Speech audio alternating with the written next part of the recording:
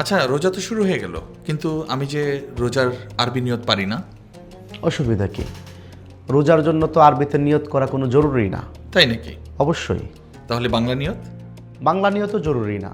রোজার জন্য নিয়ত করা জরুরি, কিন্তু সেটা আরবি কিংবা বাংলায় বলতে হবে না। নিয়ত মানে কি? নিয়ত মানে হচ্ছে মনের ইচ্ছা বা ধারণা। আপনি মনে যে সংকল্প করছেন সেটাই কিন্তু নিয়ত।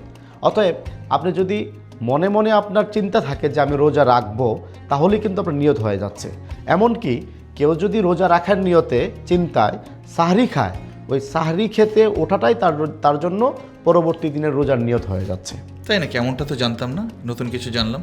তবে আমি যদি সাহরি খেতেই ভুলে যাই বা ভোর রাতে যদি টের না পাই, তখন সেই ক্ষেত্রেও সমাধান আছে।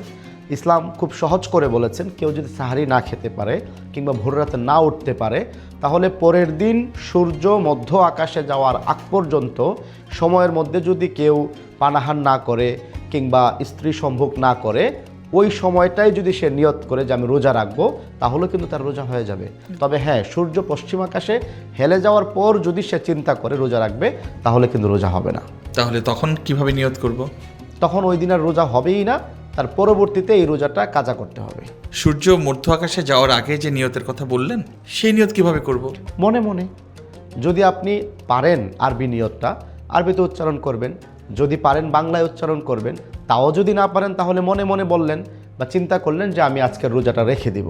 একেবারে ইনফর্মালভাবেও যদি আপনি চিন্তা করেন যে আমি আজকে সাহারি খেতে উঠতে পারি নাই কিংবা ভোর রাতে জাগতে পারি নাই, তবে আমি রোজাটা ভাঙবো না, রোজাটা রাখবো।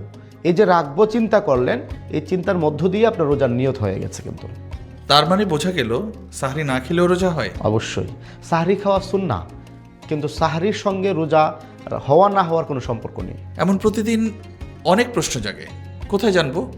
আমাদের কমেন্টসে প্রশ্ন রাখতে পারেন, আমরা চেষ্টা করব উত্তরগুলো দিয়ে দিতে। বাহ, ভালোই তো হলো। আপনাকে অনেক ধন্যবাদ। জাযাকাল্লাহ।